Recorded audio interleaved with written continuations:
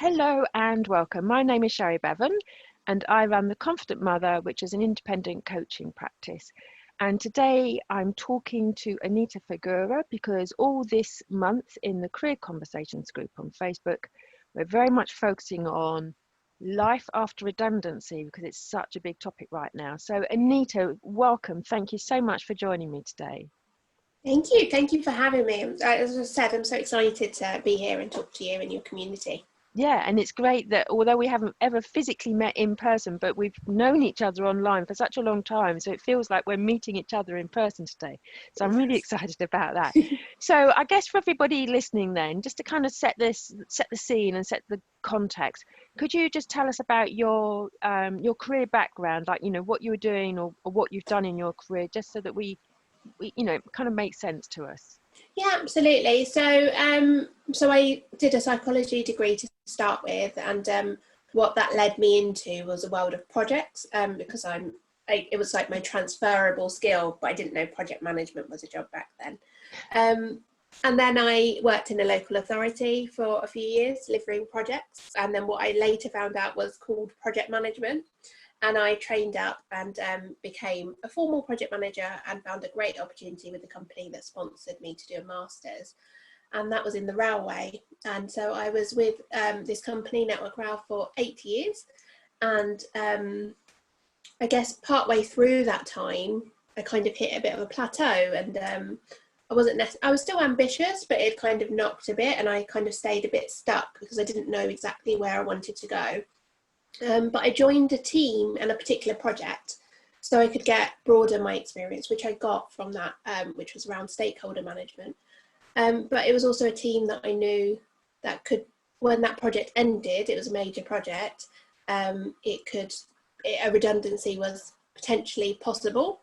So it was I knew it was a possibility, and it would then, for me, it would have been an opportunity. That's what I saw by joining that team, interestingly enough. So you went into that team knowing that redundancy might be the end goal. That's right. So, so I kind of was feeling a bit stuck in my career. And one of the things that I thought, lots of really great benefits of joining this particular team and the experience that I wanted to get. But one of the things was, if I join this team, redundancy might happen, and that would be a benefit to me. Right, interesting. So when you got to the end of the project and the redundancy did happen, how did that feel for you? How was it done? Was it done nicely? Was it, tell us about that experience. So I moved into that team with that awareness. The program, it's still not ended now, but to be honest, but there was a move towards redundancies. But it wasn't quite how I had planned or panned out, because I was actually on maternity leave, and I was going through postnatal depression, and I couldn't, and it wasn't a voluntary redundancy, but it was a formal redundancy process, and it wasn't that you could just opt in for voluntary redundancy. You had to still go through the process. But if they knew I didn't want to stay, they wouldn't have forced me to stay either. But I still had to follow the process. And there was a risk as well that I could get placed in another job. But I didn't know, because I was just coming back from maternity leave, just coming out of postnatal depression. I couldn't then face that decision for a long time. So I buried my head in the sand. And part of that was because I had flexibility and I had a great boss. And so I was like, do I want to go out into the world out there? Or do I stay where I've got this amazing boss? And even though there was a redundancy situation, there was still potential opportunities for me in that company. So it was a really mixed up time for me, actually, and having to face that. But in the end, I decided that because I had been feeling a bit stuck for a couple of years, that the flexibility, although was a really strong pull for me to stay, that I decided that I would still leave. But actually, I also then decided to be really ambitious in my last little bit of time there and push myself for a promotion. So I thought, if I get a promotion, I'll stay. So I meant to apply for other jobs internally, but I'm only going to apply for promotions. And I very nearly got one. but it didn't quite pan out. So that was the push for me to actually leave. But in terms of the way it was done, I mean, it was really supportive, and my boss was really supportive, but it was also really confusing because it wasn't clear if I would definitely get the redundancy. It wasn't clear if I would get placed into a role that I didn't want to do if I didn't follow the process and find my own role. Also, I wasn't sure if I definitely wanted to stay or go. So, I mean, some of that was about me, but then there was also like a lack of clarity around the process. And so it was quite an uncertain and worrying time, even though that was something I'd knowingly signed up for. Yeah, that does sound, I imagine lots of conflicting emotions and feelings going on as well then, if you weren't really sure, and you didn't have that clarity about what was going to happen, or which I guess is true for anybody going through or potentially facing redundancy at the moment. You're going to have all those different emotions going on. Yeah, and presumably if you just come back from maternity leave, presumably quite a young child as well. Yeah, absolutely. So so actually there was one point where I said to my boss, because I couldn't face any decisions, and one of them was about even returning to work. So I said to my boss when it was coming up, I was like, how about I just take the redundancy and you extend my maternity leave and I don't come back? And he said no. He said that wasn't an option because I'd asked for it too late, whereas potentially I could have done it if I'd asked for it earlier. But actually that kind of forced me that I had to go back, and I had to sort out childcare, and there were lots of worries about leaving my baby, partly also because I was breastfeeding still. And even though my baby was over a year at this point, I extended breastfed. So I was worried about, like, would he be okay? And could I carry on breastfeeding?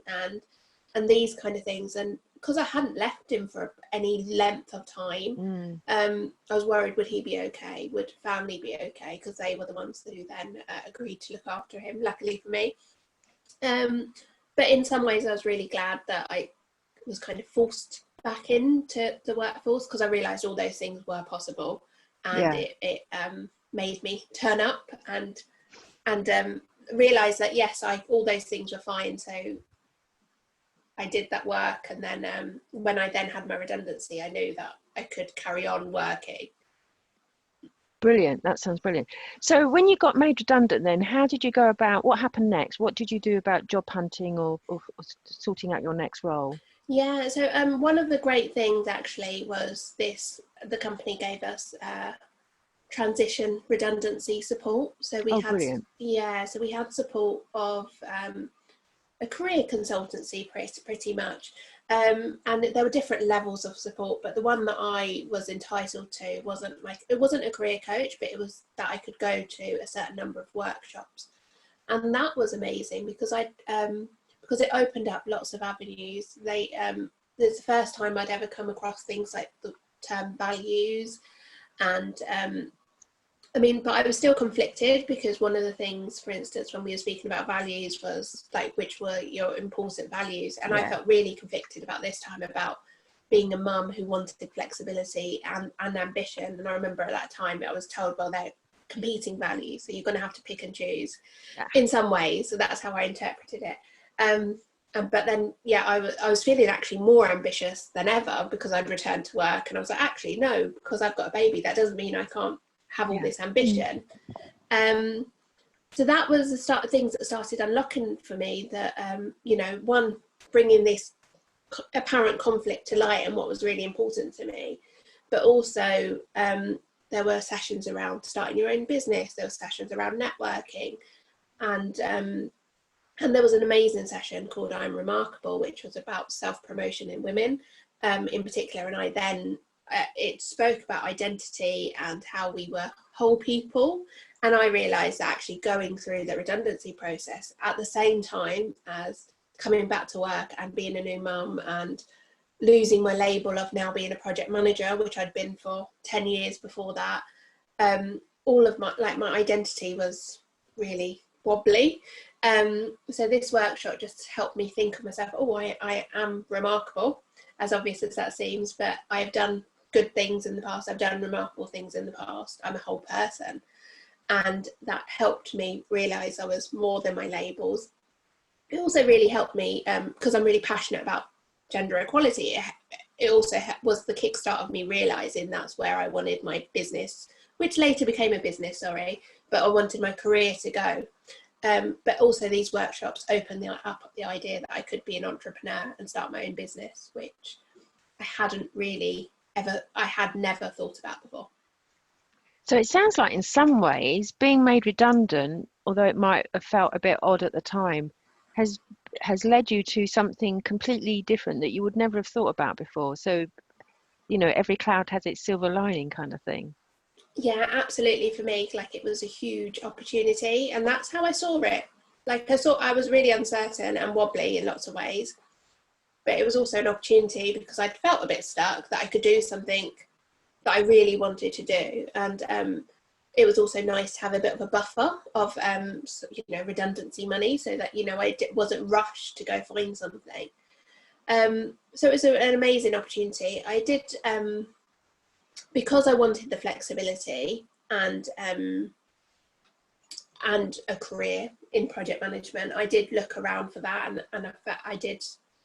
It wasn't easy to find, and I now know I probably didn't approach it in the best way, because I was approaching it in a me first, I want flexibility type way as well.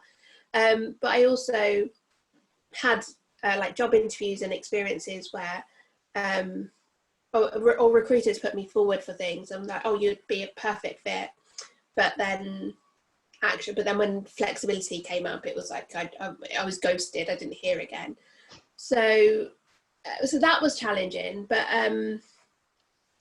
and I think perhaps if I had more support, I could have perhaps understood a bit more about the things of what I now know of, we lead with our value first. But I did manage to find a contract role, and that was through a friend.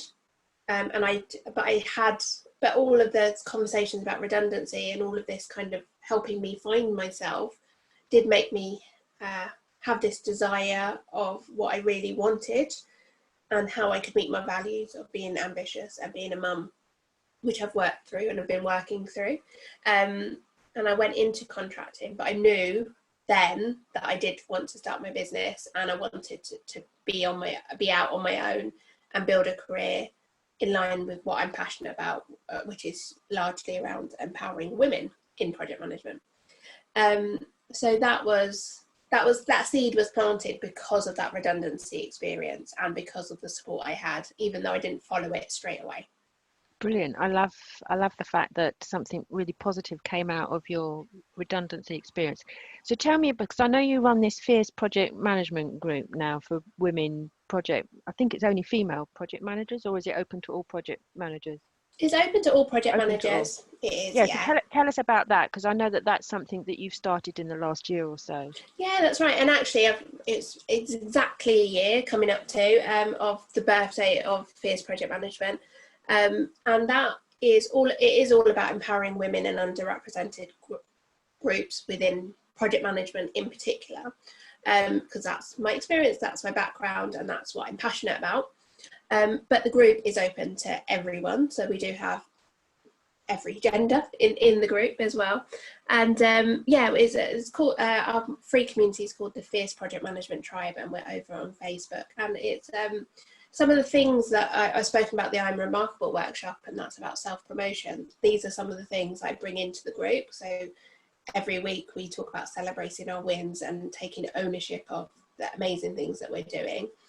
And these are the skills that I learned way back then that I encourage others to do. And the community is a safe space to do that and explore things in project management, because the community is made up of project managers, but also it's about empowering different people and being authentic leaders.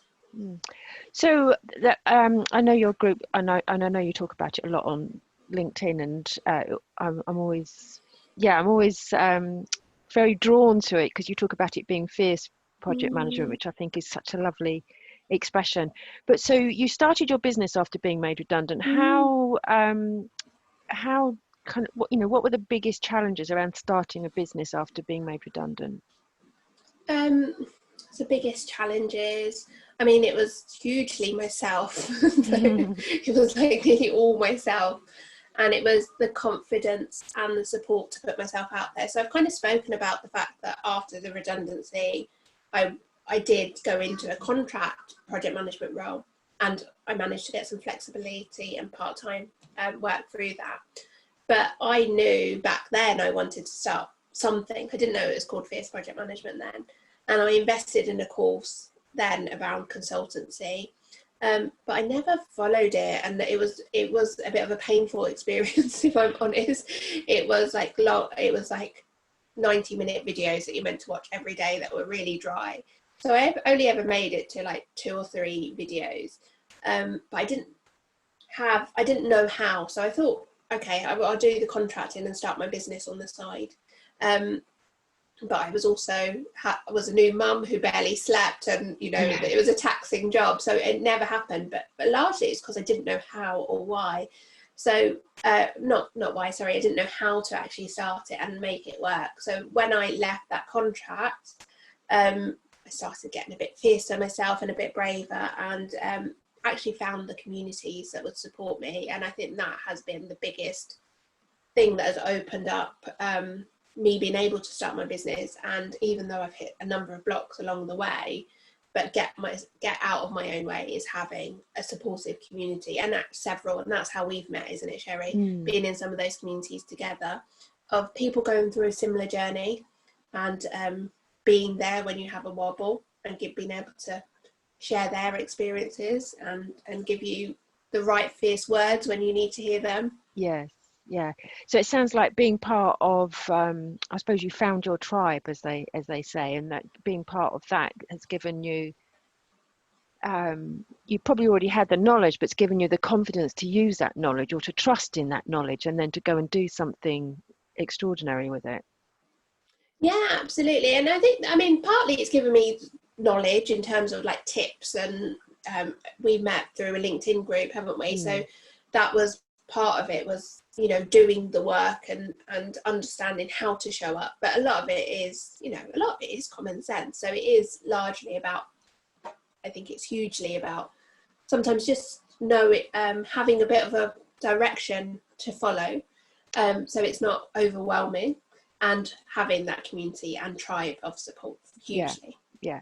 So if there are other women listening to this who have been made redundant, or who have that possibility ahead of them, but they're thinking of setting up their own business or setting up as a consultant, what are your top tips for them? What do you think they need to definitely do, or definitely not do?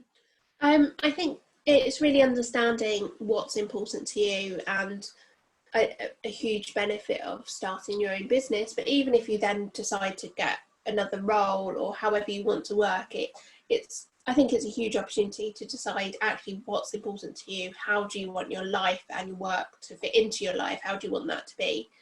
And so I think it's a great opportunity I talk about fiercely carving success on your terms, but it's an opportunity to do that, because you can create the future that you want. And where you start your own business, you've got even more freedom and control to do that. So you can work and do the things that you're really passionate about. Of course, you have to then connect that to things that are adding value to other people, and will deliver profit. I think a good thing about being in a redundancy situation is potentially that you have a bit of a buffer of financial support, but obviously everybody's situation is different. And if you have that, hopefully that gives you just a bit of freedom to be able to be a bit adventurous and try things that perhaps you wouldn't have tried otherwise. Yeah, I love that. Gives you that opportunity, gives you that comfort factor, I suppose, that you can be adventurous and to take a risk that maybe under normal circumstances maybe you wouldn't have taken. Yeah. What about getting the confidence to start your own business? Because I know when I first got made redundant, which would have been 10 or 11 years ago, I wanted to start my own business then. I definitely wanted to do what I'm doing now, in fact, but I didn't have the confidence to actually go through with it. I read the books, I did a training course, but I probably didn't do as much learning as I could have done. But How did you get the confidence to just do it? I mean, I certainly didn't just get the confidence. It's been a journey. So it's, for me, it was hugely about being fierce and showing up. And largely for me, that's been online, but it doesn't have to just be online. But it's, I guess, really my business started through showing up online and on LinkedIn and putting myself out there. And that does involve confidence, but that confidence has grown. So it was certainly smaller steps at the beginning, and now I'm a lot more comfortable to be more transparent and vulnerable. But I think it's about taking the small steps and consistently taking the steps. And these are things that you could do even before you know what your business is. You can still start building a profile. And that, I think that's important if you've got a career as well in work, rather than just your own business. I think these are really key skills. And I mean, it doesn't have to be online, of course, but it's just how you can just take those small steps and those things that are a stretch out of your comfort zone. You look back and a year later, you're doing a lot more that you wouldn't have even dreamed of a year ago. Yeah, and I think it's so important what you just said there about taking the small steps. And I think taking that first step, even if you don't know what the next step after that is going to be, but just, you know, if you want to start your own business but you're not sure what it's going to be, but just start getting more visible and then seeing what comes to you. And that's definitely how I started my business. I had no idea what I was going to do, but I thought, right, you know, we're doing it, and then the work started to come to me because of what I talked about and what people knew me for. Absolutely. And very much the same, because I started being vocal and talking online before Fierce Project Management had a name, and I knew exactly what it was, and I'm still evolving. We carry on evolving, I think. Yeah, definitely. Brilliant. Thank you so much, Anita. So any final tips for women who are going through the redundancy process at the moment? That it is really uncertain, and it can be a really uncertain and worrying time. However, if you can take it as an opportunity, and to really consider what life you want to create for yourself, and what work you want to create that can fit into that life. And it might not happen overnight, whether you start your own business or work in a job, but you can start taking the steps to carve that life out for yourself. Brilliant. Anita, thank you so much. I really do appreciate you taking the time today. And if you're listening to the replay, all of the other interviews are available in the Career Conversations group on Facebook. So, and it's this month in July, we're focusing, it's all about redundancy and different women's experiences of going through redundancy. So Anita, thank you so much. Thank you, Sherry.